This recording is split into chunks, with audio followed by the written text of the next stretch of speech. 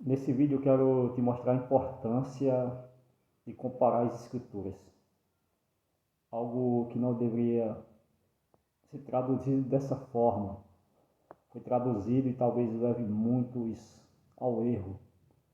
Eu quero ler aqui uma passagem que se encontra no livro de Mateus, capítulo de número 4, verso 10 e 11. Aqui a Bíblia vai dizer que o Machia foi conduzido até o deserto para ele ser tentado. E ali no final da tentação, olha só o que ele diz. Eu vou estar lendo da forma que está escrito para melhor compreensão. Está dizendo assim: E disse-lhes: Tudo isto te darei, se prostrado me adorares. Então disse-lhe Jesus: Vai-te, Satanás, porque está escrito: Ao Senhor teu Deus adorarás, e só a ele servirás. Então o diabo o deixou, e eis que chegaram os anjos e o serviram. Olha que interessante. Agora vamos lá para o livro de Apocalipse. De Apocalipse, capítulo de número 3, verso 9. Diz assim: Eis que eu farei aos da sinagoga de Satanás, aos que dizem judeus e não são, mas mentem. Eis que eu farei que venham e adorem prostrado a teus pés, e saibam que eu te amo. Esse versículo é um erro muito sério dentro das Escrituras,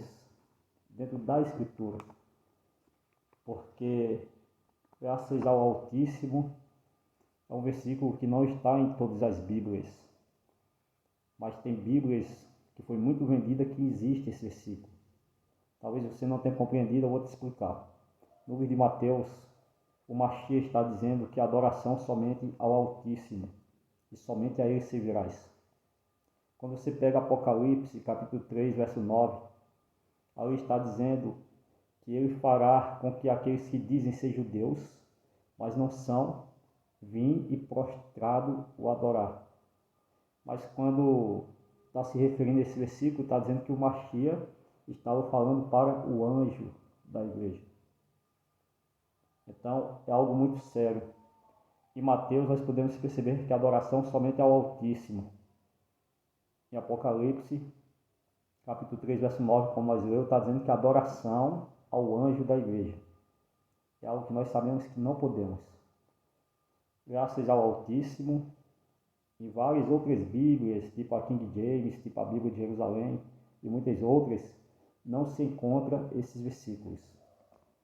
Mas uma Bíblia foi muito vendida, talvez você até tenha ali em casa, você pode ver que está escrito dessa forma. Aí quando nós pegamos outros versículos para comparar, nós podemos ver que o Altíssimo é um. Olha só, Isaías, de número 45, verso 5, diz assim: Eu sou o Senhor, e não há outro fora de mim. Não há Deus. Eu te cingirei, ainda que tu me não conheças. E para que saibas desde o nascente do sol e desde o poente, que fora de mim não há outro, eu sou o Senhor, e não há outro.